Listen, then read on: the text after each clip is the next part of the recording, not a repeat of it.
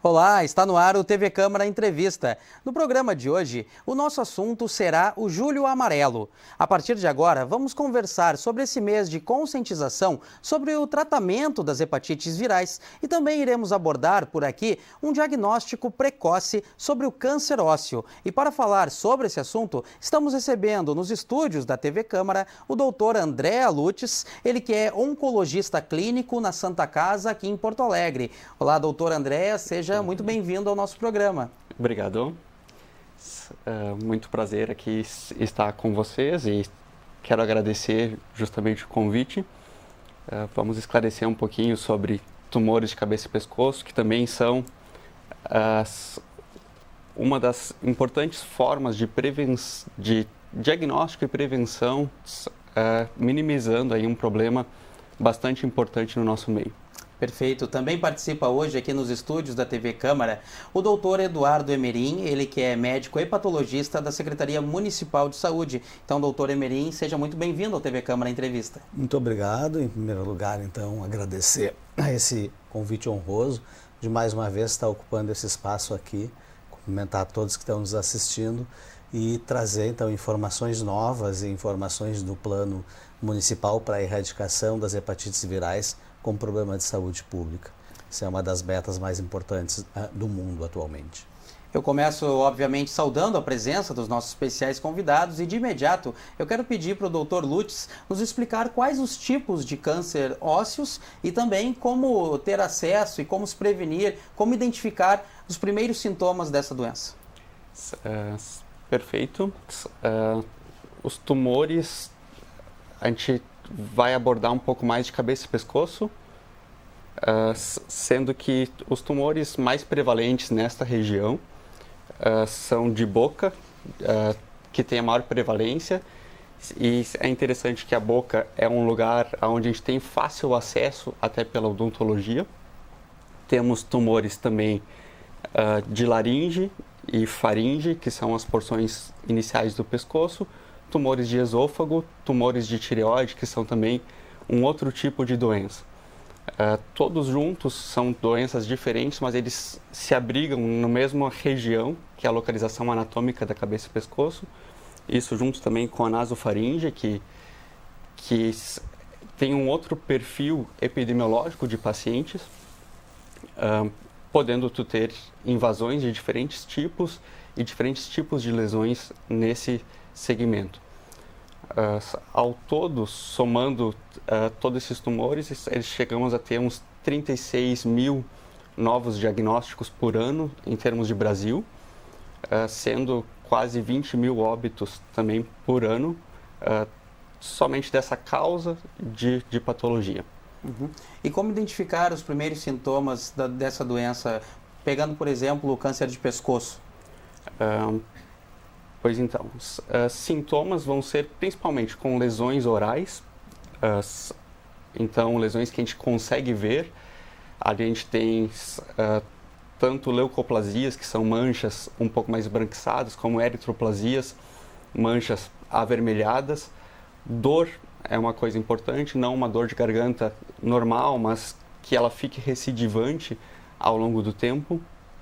Alteração na vocalização, então tu vai ter uma mudança no tom da voz ou uma rouquidão mais persistente, assim como lesões que podem ser um pouco mais avançadas. A gente já palpa nódulos no pescoço do paciente. A dificuldade de deglutição é uma das coisas bastante importantes.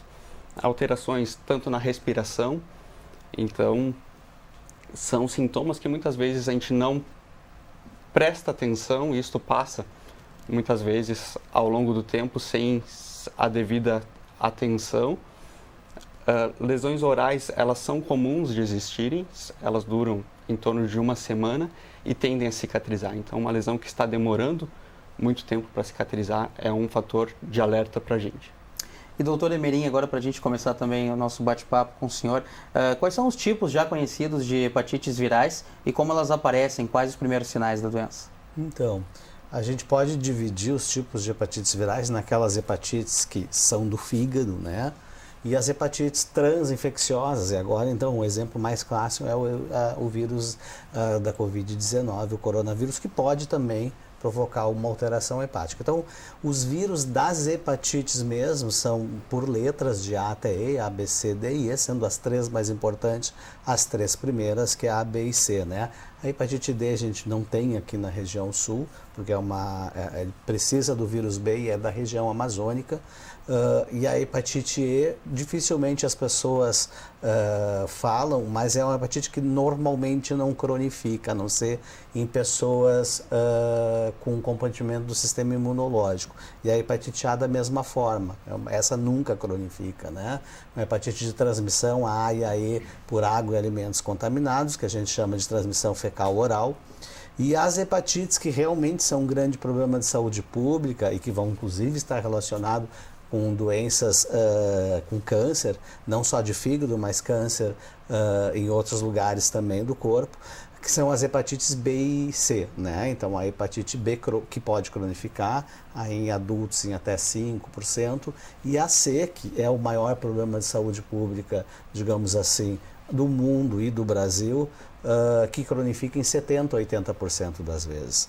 Em relação à hepatite C, então, por essa alta taxa de cronificação, ela acabou sendo, digamos, considerada, do ponto de vista de saúde pública, a pior, né? Entretanto, hoje em dia a gente cura facilmente a C, mesmo tendo essa taxa alta de cronificação com as medicações existentes, e a B, né, que é uma doença totalmente prevenível por vacina, quando se torna crônica, a cura é praticamente inexistente.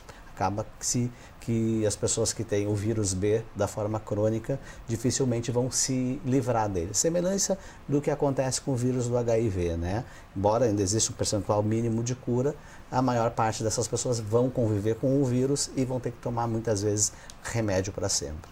Doutor Emerim, falando dessas duas principais de maior incidência, então, a hepatite B e a C, elas têm diferenças entre os sintomas são aparentes, como identificar os primeiros sinais? As hepatites virais, muitas vezes a pessoa vai doar sangue, descobre que teve hepatite, ou tem hepatite, ou até mesmo teve hepatite e curou, e não sabe, porque mesmo quando pega, ou seja, na fase aguda da doença, muitas vezes não tem aquele sintoma clássico de ficar amarelo, que a gente chama de icterícia, de ter sintomas de náuseas, dor abdominal. Então essa não é a regra é não ter sintomas, tanto na fase aguda, quanto na fase crônica. Então são doenças aí que podem ir ao longo de 20, 30 anos sem se manifestar. Então, quando se manifestam, de uma vez já se manifestam em formas muito graves e avançadas da doença, como a cirrose no fígado e como câncer no fígado ou em outros locais. Agora, doutor Lutz, para além do Julho Amarelo, né, mês de conscientização nessa data, também temos o Julho Verde, que remete aos cuidados sobre o câncer de cabeça e pescoço. O senhor já falou um pouco para nós também. Eu lhe pergunto quais os perigos de um câncer, de uma incidência dessa doença nessa região do corpo, né, e também quais os principais cuidados que devemos ter. Boa pergunta. O câncer de cabeça e pescoço é uma doença que ela gera uma mutilação no paciente caso diagnosticado em estágios mais avançados. Isso gera, inclusive, um certo receio de alguns médicos oncologistas mesmo em tratar essa doença, justamente pelo, vou falar assim, o final de vida de um paciente são complicações que são muito importantes, tá?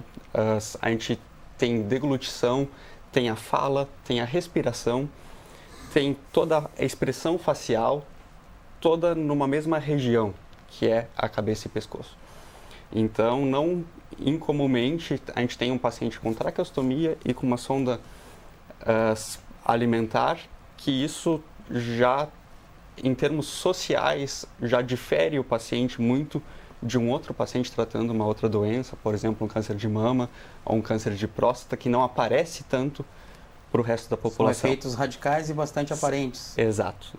Sem falar que algumas cirurgias, principalmente em estágios avançados, hoje a gente está evoluindo muito com a cirurgia robótica e conseguimos resultados melhores, mas se tu fizer cirurgias grandes como laringectomia, pode acontecer de não ter vocalização, tu não conseguir falar, ao mesmo tempo não ter deglutição,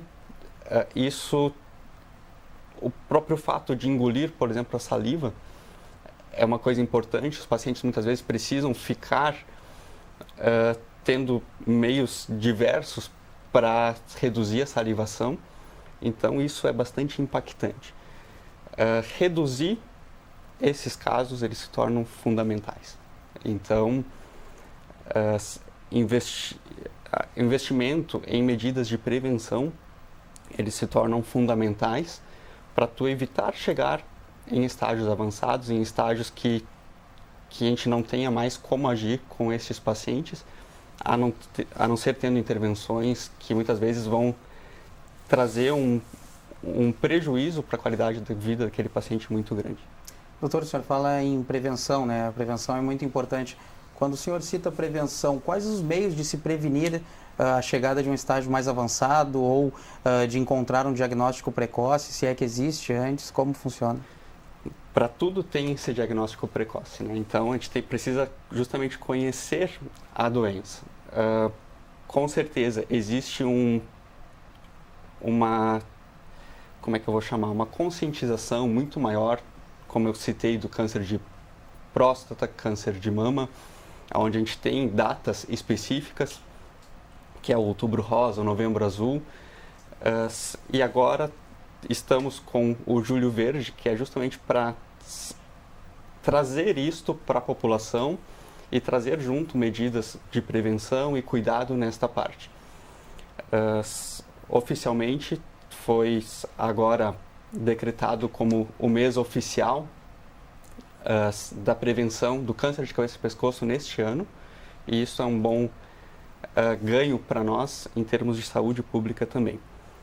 Quais medidas nós temos? Tá? Principalmente não vou falar assim de fazer coisas, mas talvez não fazer coisas. Então, fumo e alcoolismo, tá? São dois fatores de risco que são fatores agressores que vão atuar muito na porção inicial e também em todo o trato respiratório. Trato digestivo também ele é afetado por esses dois agentes nocivos, sendo que o cigarro pode aumentar em 5 vezes a incidência do câncer de cabeça e pescoço, junto com o álcool isso chega a 10 vezes. Então, da onde a gente percebeu esses dados? Pegando os pacientes, quase totalidade deles, cerca de 80%, tinham exposição tanto ao fumo como ao tabagismo. Esse perfil ele tem mudado ao longo do tempo, ganhando uma incidência maior em doenças virais, principalmente por um vírus chamado HPV, que, como o doutor estava falando das hepatites B, que temos prevenção com vacina, estamos começando a ter uma prevenção também com a vacina para o HPV. Então, essa incidência tem aumentado no nosso meio, principalmente pacientes mais jovens, com tumores, principalmente de cavidade oral. Outro fator importante é termos uma higiene bucal adequada. Então, visitas regulares ao dentista permitiriam diagnósticos mais precoces e também tratamentos mais precoces dessa doença. Perfeito. Para além da prevenção, doutor Emerim, falando um pouco sobre o tratamento, como combater as principais formas de hepatites virais, falando mais da hepatite C, com certeza, como combater essa hepatite e também como andam os tratamentos para essa doença? Bom, a maior forma de prevenção, como o doutor Andrés acabou de falar, de doenças virais para as quais existem vacinas, é a vacinação. Então, para crianças acima de 12 anos, a vacinação da hepatite A já está disponível no SUS há algum tempo. Para a hepatite B, para qualquer faixa etária, e está no calendário vacinal, a criança nasce e já recebe a primeira dose. Em relação à hepatite C, não temos ainda uma vacina. Entretanto, como tu bem falaste, o tratamento é altamente eficaz. E diferente do que se ainda em algumas pessoas pensam, o tratamento super seguro, rápido e praticamente isento de efeitos colaterais graves. Então, O tratamento da hepatite C hoje, que é disponibilizado para qualquer portador do vírus, independente da fase da doença, é um tratamento de 12 semanas, que a gente acaba dizendo 3 meses, mas é um pouquinho menos de 3 meses, né? 12 semanas com um comprimido único por dia e uma taxa aí de cura de quase 100%, aí entre 95% e 100%, 98% em média, independente da fase da doença. Então, antigamente a gente tinha medicações injetáveis com altíssimo índice de efeitos colaterais e baixas chances de cura. Hoje é inverso, né? Quase nada de efeitos colaterais e altíssimas chances de cura e disponível para qualquer cidadão brasileiro, ou seja, não importa se a pessoa está consultando no SUS, que tem gente também que pensa que tem que consultar no SUS para ganhar o remédio. Não, tanto faz se a pessoa está consultando pelo convênio, no consultório de algum colega médico, ou está consultando no ambulatório, na unidade de saúde ou num centro especializado de hepatites, como nós temos no Santa Marta, em Porto Alegre, ou privado. Então, a medicação é gratuita, foi este ano descentralizada, então não há nem espera mais para a medicação. Antigamente chegava a esperar 6 meses, 1 ano, até todo o processo de medicamentos especializados chegar ao fim. Hoje está no componente estratégia, então isso também é uma novidade de 2022. Então, o paciente sai com um formulário específico chamado Ciclon Hepatites, semelhante com o formulário de remédio para HIV, sai e vai numa unidade dispensadora de medicação do município, que são várias, tanto do consultório quanto do posto de saúde, sai com as 3 caixinhas de 28 comprimidos cada uma, totalizando 84 comprimidos. Então são 84 dias de tratamento, um comprimido por dia. Muito fácil, muito rápido e altamente eficaz, novamente chamando a atenção disso. Falando da esfera pública, é sempre importante nós termos aqui convidados como o Dr. Eduardo Emerim, que faz parte da Secretaria Municipal de Saúde aqui em Porto Alegre, para falar como andam as ações de prevenção, tratamento e as ações efetivas na esfera do poder público para o encaminhamento dos pacientes, enfim, para o tratamento de todos que tiverem quaisquer tipos de doença. Então, agora, Dr. Lutz, gostaria de lhe perguntar ainda sobre o tratamento das doenças, falando mais do câncer de cabeça e pescoço, né?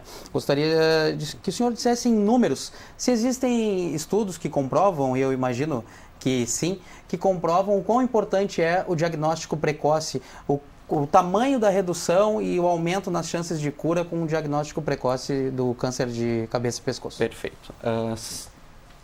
A gente tem tumores que eles podem ser diagnosticados precoces, tá? E um tratamento de um tumor de cabeça e pescoço em estágios iniciais, ele chega a ter em torno de 80% de chance de cura, e esse número ele cai drasticamente, tá? Com todas as complicações também que o paciente pode ter, num estágio clínico 4, onde a gente pode ter em 5 anos menos do que 30% dos pacientes vivos, inclusive. Então, é progressivamente inversamente proporcional à progressão da doença com relação à porcentagem de pacientes, e a gente usa um número que é pacientes vivos em 5 anos, né? Então, isso impacta bastante o tratamento precoce inicial, principalmente quando a doença ainda não teve um alastramento e ela está localizada. Para isso, o diagnóstico precoce inicial ele se torna fundamental. Muitas vezes os poderes públicos eles têm, não vou dizer que um receio, mas investimento em prevenção são coisas que muitas vezes não aparecem tanto. Tu vai ter ao longo do tempo e muitas vezes não no mandato atual nem nos próximos, mas isso a gente está vendo pelo próprio HPV. Tu fazer vacinação agora, talvez a gente tenha resultados em 20, 30 anos. Existe uma grande importância de investimento nisso, né? De campanhas onde a gente vai ter vacinação de toda a população. Hoje ela está liberada dos 9 até os 14 anos para meninas, dos 11 até os 14 anos para meninos, e pacientes imunossuprimidos, mulheres, até os 45 anos. Mas falando justamente dos custos da prevenção, o senhor diria que é muito mais caro o tratamento ou a prevenção? Com certeza, já temos vários estudos de custo-efetividade, de investimento em medidas de prevenção. Então, as próprias campanhas como o Julho Verde, eles vão conscientizar desta parte, principalmente assim, prevenindo lesões mais sérias, mais graves, e a gente conseguindo ter resultados melhores na parte da oncologia. E doutor Eduardo Emerim, também aproveitando a sua participação no Poder Público hoje aqui em Porto Alegre, ele pergunta sobre as campanhas de prevenção, para a gente antecipar um pouco do assunto do nosso segundo bloco, como andam as campanhas de prevenção a todos os tipos de tratamento, mas claro, o senhor fala mais pelas hepatites virais aqui na capital gaúcha. Sim, evidente. A gente tem feito rotineiramente as campanhas que são reforçadas no mês de julho, por causa de ser alusiva ao mês das hepatites virais. Eu acho que o Dr. Andrés colocou muito bem aqui a questão de custo-efetividade de prevenção, né? A vacina para a hepatite B, por exemplo, é extremamente barata, né? Então, por isso que ela, inclusive, é disponível universalmente para todas as pessoas, diferente do custo, talvez, da vacina do HPV. Um transplante de fígado, por exemplo, e uma hepatite aguda, não precisa a pessoa ficar 20 anos doente, a pessoa pode ter uma hepatite aguda por um vírus B, por exemplo, prevenível por vacina, e custaria mais ou menos, dados da USP de 2020, de um trabalho, mais ou menos $1 por volta de 5, uns R$250 mil. Só o evento transplante, não tudo que o paciente gastou até ficar grave suficientemente para precisar de um transplante de fígado e o que vai gastar depois do transplante de fígado com medicações, consultas e exames para o resto da vida. E a dose da vacina custa quanto? A dose da vacina para o SUS eu não sei te dizer, mas ela é muito barato, eu acho que não sai muito mais do que R$10, mas eu teria que averiguar essa afirmação. Mas igual a distância é dos cerca de R$10 para 250 mil. Com 3 doses a pessoa tem, uma criança tem 95% de eficácia e o adulto acima de 90% também, vacinando as 3 doses. Importante salientar que a vacina da hepatite B não é uma dose só, da hepatite A são 2. Então, sem falar que se nós formos olhar em números, tem coisas que não são calculáveis com dinheiro, que é 1.340.000 mortes por ano relacionadas às hepatites virais. As pessoas não têm ideia de que isso é o dobro da AIDS, né? Aproximadamente, segundo dados da UNAIDS, morrem por ano 680.000 pessoas com complicações do HIV. E em relação às hepatites virais é o dobro, né? Quase 1.400.000 pessoas. Então esse custo é incalculável, né? Esse prejuízo, em primeiro lugar, as vidas não tem preço. Em segundo lugar, economicamente, também se fôssemos falar em finanças, apenas também é incalculável. Então a prevenção, ela é fundamental, uma prevenção barata, em relação à hepatite B. Em relação à hepatite C, uma vez que não existe vacina disponível, e a gente sabe que a transmissão basicamente é por sangue, a B em adultos é uma IST, é sexualmente transmissível, então também a mesma prevenção que se faz para o HIV e sífilis serve para a hepatite B, ou seja, o sexo protegido e a vacina. Em relação à hepatite C, tem que se cuidar com sangue, principalmente. Embora relações sexuais desprotegidas também possam ser uma fonte de contaminação, é menos importante, digamos assim, do que em relação à hepatite B. Então, os cuidados com materiais estéticos, evidentemente que hoje em dia a transfusão, o risco de hepatite C, de pegar uma hepatite, é quase zero, né, com os cuidados que se tem. Mas tatuagens, piercings, então vírus isolados na tinta da tatuagem, a pessoa acha que é só trocar a agulha, né, que a agulha descartável vai resolver, mas a gente tem temos experiência com isso aqui em Porto Alegre, e fora isso, relatos da literatura que o vírus é isolado na tinta. Então, se o tatuador ou a tatuadora não trocou a tinta e coloca uma agulha nova ali naquela tinta que utilizou em outro cliente, isso vai ser uma fonte de transmissão, né? Então, alicate de unhas, enfim, salões de beleza maiores, em sua grande maioria eles têm autoclave, mas às vezes salões menores que não têm esse recurso, o importante é a pessoa levar o seu material, fazer questão de ter o seu material e levar para os seus procedimentos estéticos. São esclarecimentos muito importantes que hoje fazemos aqui no TV Câmara Entrevista, que aborda o Julho Amarelo, um mês que remete ao tratamento das hepatites virais e também ao diagnóstico precoce do câncer ósseo. Também falamos um pouco do Julho Verde, que remete uma outra cor para remeter à conscientização sobre o tratamento do câncer de cabeça e pescoço. Por isso recebemos aqui 2 especialistas também, o doutor Andréas Lutz, da Santa Casa de Porto Alegre, e o doutor Eduardo Emerim, da Secretaria Municipal de Saúde aqui da capital gaúcha. Então nós vamos fazer um breve intervalo e nós já voltamos para continuar falando sobre esse assunto muito importante que eu tenho certeza que todos estão bastante interessados. Não saia daí, logo mais nós voltamos com mais informações aqui no TV Câmara Entrevista.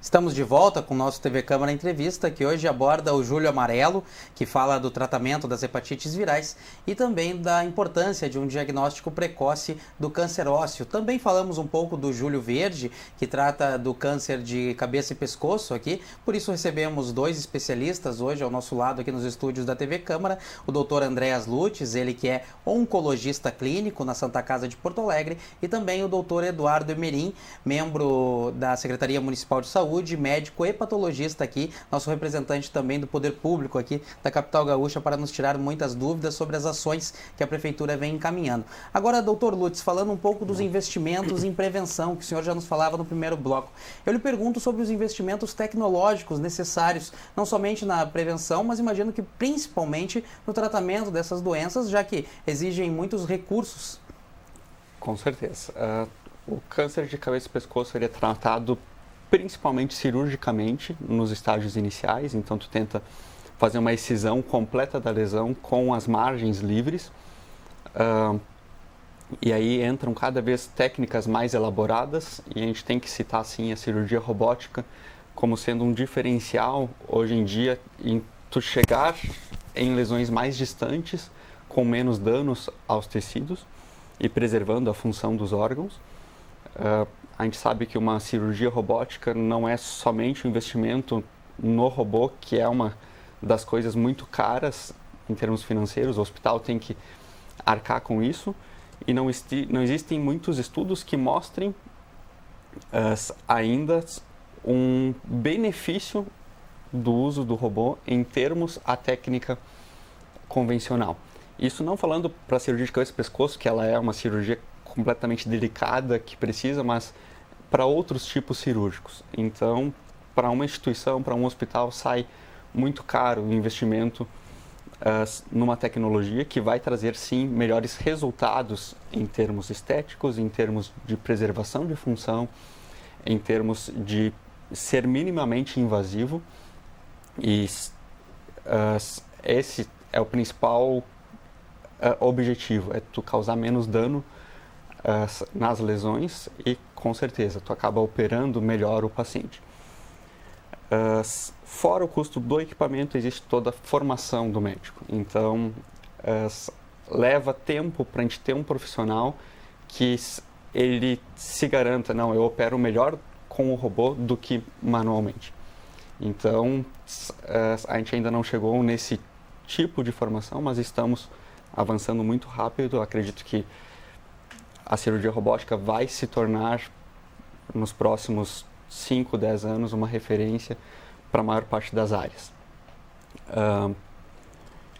Em termos de tratamentos de outros tipos, a gente tem, às vezes, quando tratamentos definitivos que vão ser com químio e radioterapia, e também municípios pequenos não têm condições de manter um parque de radioterapia a ponto de tu conseguir tratar esses pacientes de uma maneira adequada, justamente porque a tecnologia ela vai crescendo num ponto enorme. Hoje em dia, se o paciente se mexe, a máquina já consegue ler que ele se mexeu e ajustar o campo de tratamento, e tu tendo uma máquina de 10 anos atrás, ela é completamente ultrapassada se tu for comparar com os benefícios que a nova tem. Então, isso tudo são tecnologias que eu vou te falar assim, não é nem de um nível hospitalar, é um nível acima ainda. São centros de referência que a gente precisa ter em cada um dos locais. Isto para tratamento. E doutor Eduardo Nemerim, falando ainda sobre esses custos de prevenção e do tratamento, lhe pergunto sobre o diagnóstico das hepatites virais. Existem testes para um rápido diagnóstico e quanto isso despende de investimento do poder público? Perfeito, ótima pergunta. Os testes, evidentemente que pode ser de rotina pedido no sangue, mas existe uma forma e daí feitas ações também de campanha, mas é importante que a população saiba que as 132 unidades de saúde do município de Porto Alegre têm testes rápidos, onde é coletado com uma agulha fininha, uma gota de sangue da ponta do dedo e faz 4 testes, né? Faz para HIV, sífilis, hepatite B e hepatite C e o resultado fica pronto em 15 minutos. São testes extremamente confiáveis, de forma que hoje em dia a gente pode até a partir do teste rápido já direto para uma coleta de carga viral para fazer o tratamento, daí precisa coletar a carga viral, né? No caso da hepatite C. Então, nessas ações de campanha são feitos testes rápidos, mas é importante saber que isso é o ano inteiro. O Julho Amarelo, ele enfatiza isso e a gente vai mais à rua, embora a gente vá à rua o ano inteiro com o ônibus Fique Sabendo, né? Então, em 15 minutos, um procedimento praticamente indolor e com resultado super fidedigno, super confiável, a gente pode testar as 4 doenças, né? Porto Alegre tem também um índice de sífilis e HIV bastante elevado, então sempre é importante testar todas. Só que as pessoas com mais de 40 anos de idade são a faixa etária prioritária, é a faixa etária prioritária para a hepatite C. Então, assim, obrigatoriamente, qualquer pessoa que tiver 40 anos ou mais precisa se testar ao menos uma vez na vida. Aí existem outros grupos, né, que podem ter uma chance maior de se contaminar, que talvez tenham que se testar mais de uma vez na vida ou mais frequentemente. Mas quem tem 40, simplesmente o fato de ter mais de 40 anos, é obrigatório o teste. A maior parte das causas de hepatite C estão em pessoas nessa faixa etária. E doutora, me corrija se eu estiver errado, fique à vontade, mas a gente sabe que Porto Alegre é a capital brasileira com maior incidência da hepatite C no país. Em cima disso, como o senhor tem enxergado o acesso ao tratamento e as ações de prevenção oferecidas e estimuladas pelo poder público? O senhor acredita que está dentro do satisfatório, está alcançando todos os pacientes e a população de modo geral? Eu, como hepatologista, gostaria que nunca para mim vai ser satisfatório, né? Eu vou sempre querer mais, eu vou sempre querer que mais pessoas façam testes, mais pessoas façam o tratamento e mais pessoas se curem. Mas eu acho que, assim, Porto Alegre está alinhado com os demais organismos internacionais. Então, a Organização Mundial da Saúde, OPAS, Organização Pan-Americana da Saúde, Ministério da Saúde, propuseram que fizéssemos a eliminação dessas doenças como problema de saúde pública. E Porto Alegre é a primeira capital a ser signatária dessa meta. É uma meta bem ambiciosa, sim, mas a gente está indo atrás. E em relação a oportunizar tratamento, cada vez mais a gente está simplificando esse processo. Então, as pessoas que têm facilidade de acessar sistema de saúde, que é a maioria das pessoas, porque a unidade de saúde está, né, em todos os bairros, né, e comunidades, então é mais tranquilo. O que nós temos, assim, o que a gente faz agora dentro de um projeto que permita maior capilaridade dos dispositivos de saúde são para populações vulneráveis, né?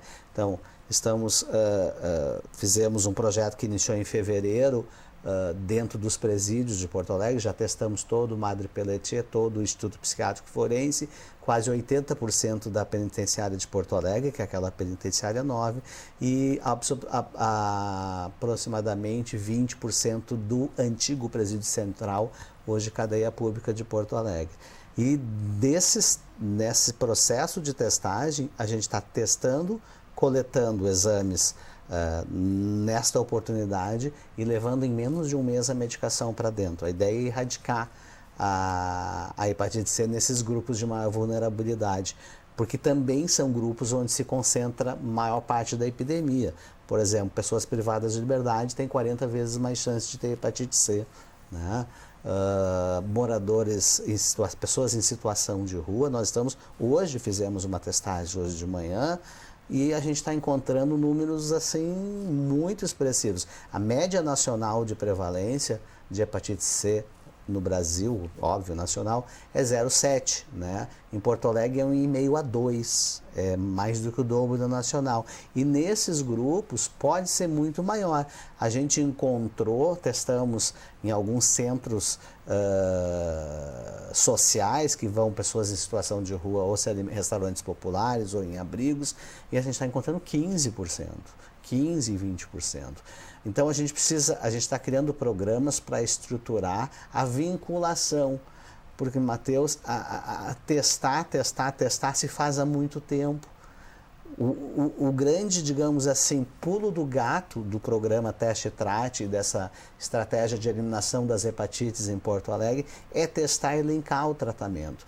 Porque é mais fácil linkar um tratamento uma pessoa que frequenta o serviço de saúde regularmente, que tem suas consultas no clínico, no posto de saúde, ou consulta com algum especialista na Santa Casa por um outro motivo, diabetes, hipertensão, alguma coisa assim. É muito mais fácil linkar. Agora, as pessoas em maior situação de vulnerabilidade, por exemplo, pessoas em situação de rua, num cenário que a gente vive hoje complicado, né? Cada vez mais gente em situação de rua, a gente precisa fazer estratégias que façam essas pessoas se curarem, né?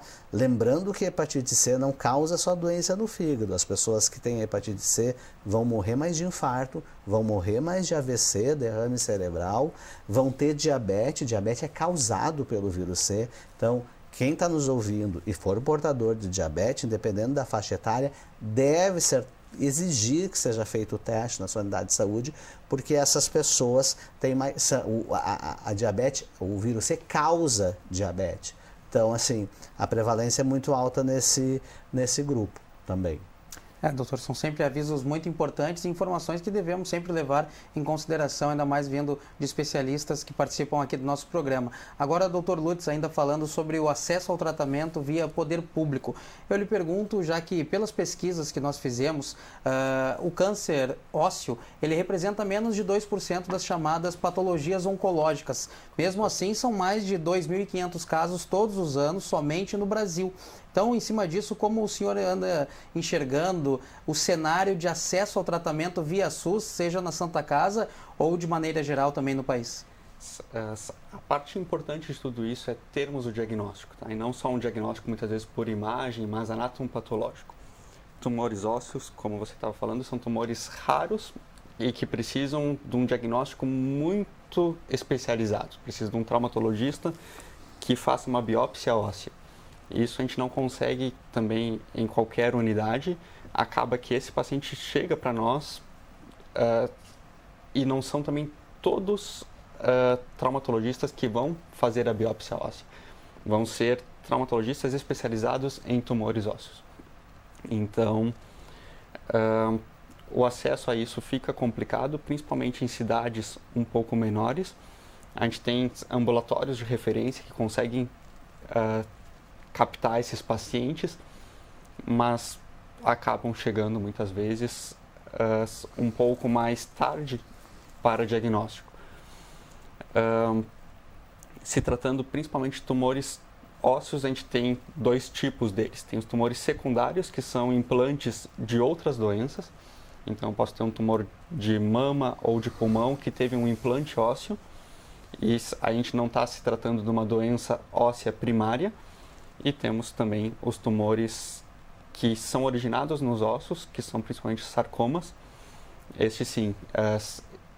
E o osteosarcoma, ele tem um tratamento eficaz, e envolve 3 modalidades também, químio, rádio e cirurgia, tendo um diagnóstico precoce. Primeiro sítio de metástase vai ser realmente pulmão, e aí a gente está lidando com uma doença já sem possibilidade de cura. E sobre o acesso ao tratamento via SUS, o senhor enxerga que a Santa Casa tem dado esse acompanhamento? Como funciona? Com certeza. A Santa Casa é um dos grandes centros de referência para o tratamento das mais diversas patologias. E se falando do câncer ósseo, então a gente tem ambulatórios de referência em tumores ósseos, onde consegue fazer tanto o diagnóstico como já é encaminhado para a parte da oncologia. A gente começa tratamentos neoadjuvantes com químio, às vezes quando radioterapia, que vem antes da cirurgia, e a cirurgia é encaminhada em sequência. Acesso ao ambulatório depende muitas vezes de encaminhamentos externos, que são feitos também via secretaria, via outras unidades de regulação da cidade. Falando um pouco dos prazos desse tratamento do câncer ósseo, existe uma estimativa de quantos meses, anos, enfim, quanto tempo o paciente fica em tratamento para se dizer curado ou para se desistir de um tratamento mais eficaz? Não temos. Tudo depende do estágio clínico do paciente. Se tratando de sarcomas ósseos, a gente costuma ter pacientes jovens com o diagnóstico, então desde crianças até adolescentes ou adultos jovens, sendo que a dor óssea permanente, às vezes quando até fazer um raio-x, uma ressonância e chegar a um especialista, a gente tem um certo atraso nisto, mas e aí entra uma outra questão importante, que é quando que eu vou ter sintomas? Muitas vezes eu posso ter uma doença já metastática com sintomas, sem sintomas, e quando eu começo a ter, eu já tenho esses achados de doença mais avançada.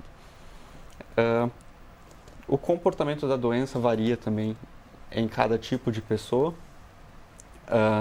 sendo que a resposta ao tratamento, sempre quando mais inicial, vai ser mais eficaz.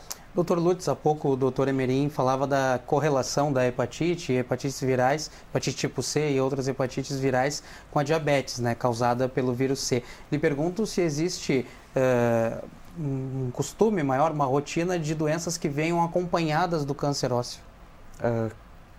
Com certeza. Vou puxar uma outra parte que é as próprias hepatites, gerando, às vezes, quando tumores que não são ósseos, mas são tumores primários do fígado. Medidas de prevenção, a gente vai ter uma redução que só trabalhando na área, para tu ter uma ideia, uma dimensão do quanto isso vai ser importante num futuro não próximo talvez, mas também não muito distante. É igual a gente olhar para o passado e ver doenças que já foram erradicadas e falar assim, como que existia isso, como que isso matava antes? E tu ver agora medidas que são completamente eficazes neste ponto. Com certeza. Principal comorbidade de um câncer ósseo é tu ter uma fratura patológica e a partir dali tu perder funcionalidade também de um paciente frente a um problema que muitas vezes identificado antes se tornaria evitável, até de estabilização, de tratamentos locais para impedir chegar a este ponto. Agora, doutor Emerim, conforme o Ministério da Saúde, são pelo menos 650 mil pessoas, 650 mil habitantes hoje no Brasil que convivem com hepatites do tipo C. Eu lhe pergunto, em cima desse número, se a maior parte desses casos é crônico e o que isso significa? Então, esse número de 650 mil, que foi recalculado, se achava que era mais de 1 milhão, foi recalculado recentemente, são de pessoas com vírus, né? Então, acha-se que se tratou mais ou menos umas 100, 150 mil pessoas do Brasil depois do surgimento dessas novas medicações excelentes que a gente já conversou aqui durante o programa. Então, assim, teria mais de 500 mil de pessoas. Isso é um cálculo matemático que foi feito há algum tempo pela OMS ou pelo Ministério da Saúde. Pode ser mais. Então, 650 mil é uma estimativa de pessoas que precisam. O que é importante salientar é que 85%, seja 500 mil ou 1 milhão de pessoas contaminadas, 80% dessas pessoas não sabem. E agora, então, vou fazer bater um bola aqui com o nosso colega oncologista que falou das hepatites. Os tumores ósseos, os principais tumores ósseos não são do osso, são metástases. A mesma coisa acontece no fígado. A maior parte dos tumores do fígado nem são do fígado, são metástases de câncer em outros locais, intestino e aí vai. Entretanto, quando esse câncer for do fígado, 70% deles são causados por hepatites. E mais ainda, 60% das pessoas com tumor de fígado relacionado à hepatite chegam em uma fase não curativa ao especialista, né? Então é muito triste, a pandemia piorou isso.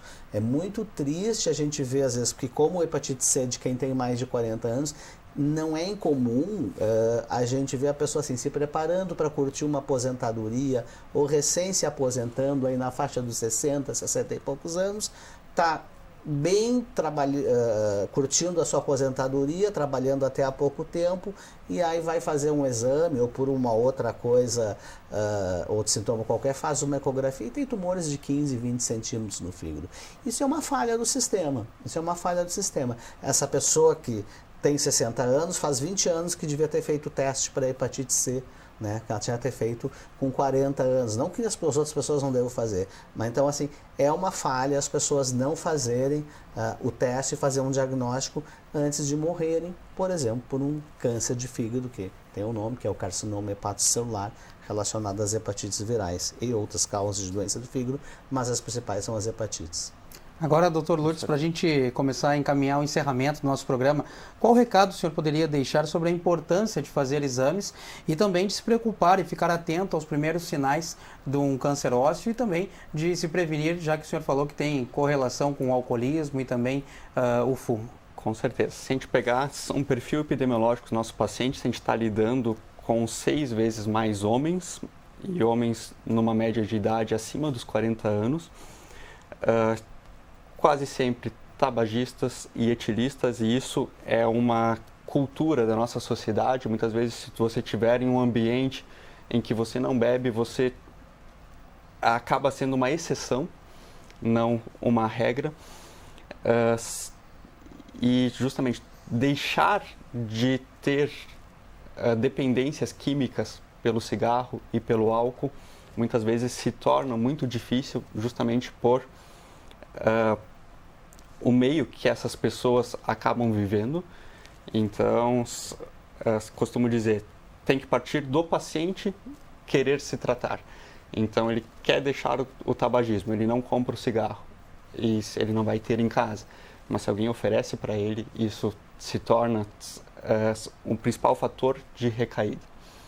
Então, termos cuidado nesses pacientes com higiene oral e visitas regulares ao dentista, se tratando de exposições ocupacionais que também podem existir, então desde indústrias petrolífera, pó de madeira, indústria têxtil, siderúrgicas que lidam com metais pesados, produtos químicos, pode gerar irritação em todo o trato respiratório. Então, o uso dos EPIs se torna fundamentais nesses locais, atuando também em termos de alimentação desses pacientes. Então, dietas equilibradas, a gente ter um desenvolvimento de atividades físicas frequentes, tudo isso se torna muito importante para toda a população.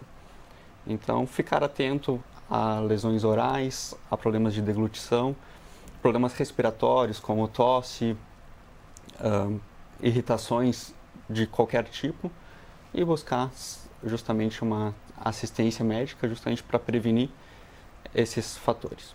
Doutor Emerim, também para a gente finalizar o nosso programa falando sobre prevenção e diagnóstico, qual recomendação médica o senhor deixa sobre as hepatites virais? Bom, em relação às hepatites de transmissão fecal oral, é lavar bem águas, alimentos, lavar as mãos, higienização das mãos é extremamente importante, né?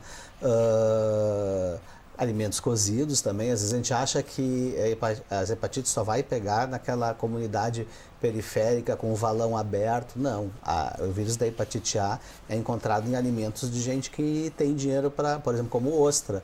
Ostras cruas podem transmitir hepatite A. O vírus pode ficar ali e a pessoa ser transmitida por esse alimento. Então, alimentos não cozidos em praias que estão contaminadas por esgotos pode transmitir hepatite A, mas vacina, hepatite B, vacina e sexo protegido também por causa das outras ISTs, hepatite C, os cuidados estéticos. E qualquer pessoa então que tiver mais de 40 anos, no sentido de prevenir doenças graves, ou que tenha tido transfusão de sangue no passado, esses procedimentos estéticos como piercing, tatuagem, profissionais policiais, profissionais bombeiros que se expõem mais a riscos nas ações da sua profissão. Nós, profissionais de saúde, somos grupos, digamos assim, que temos mais chances de contrair hepatites, né? Então, profissionais da enfermagem, dentistas, médicos, devem fazer a testagem de hepatite. E no caso da C, né, porque as outras nós estamos vacinados e todos os profissionais de saúde têm que se vacinar.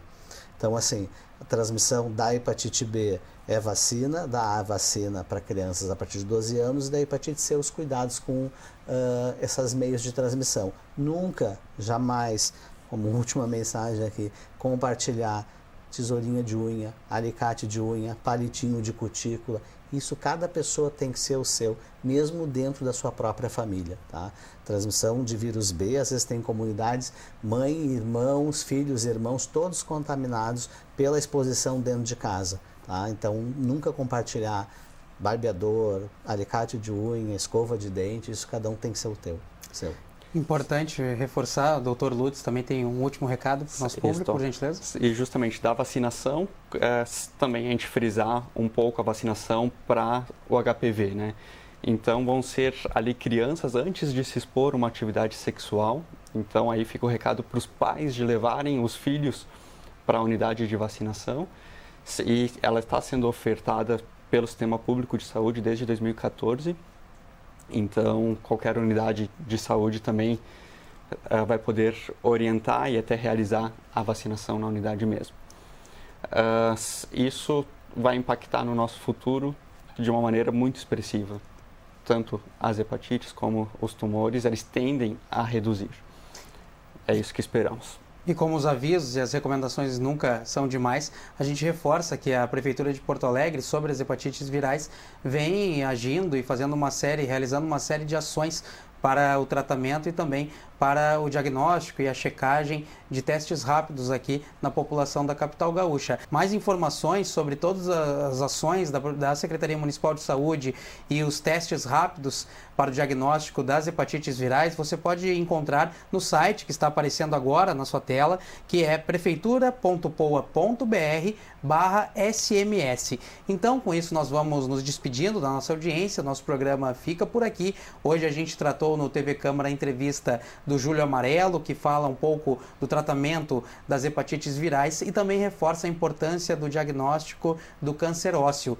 Para falar sobre esse assunto, nós recebemos nos estúdios da TV Câmara o doutor Andréas Lutz, ele que é oncologista clínico na Santa Casa. Muito obrigado pela participação, doutor. Obrigado, eu agradeço o convite e quero justamente sim nos dispor a qualquer outra oportunidades. Agradeço a oportunidade de estar falando para a população também. Isso é uma das coisas muito importantes, de levar esse conhecimento. Também contribuiu muito conosco aqui no nosso programa, nessa nossa edição do TV Câmara Entrevista, o doutor Eduardo Emerim, médico hepatologista da Secretaria Municipal de Saúde aqui na capital gaúcha. Então, doutor Emerim, muito obrigado pela participação. A gente que agradece, o nome da Secretaria, então, o espaço para mais uma vez a gente divulgar a importância do diagnóstico e do tratamento a tempo das hepatites virais. Obrigado a todos. Então, o nosso TV Câmara Entrevista de hoje fica por aqui. Para acompanhar mais detalhes da nossa programação, fique de olho nas nossas redes sociais. Obrigado pela sua companhia, pela sua audiência e até a próxima edição.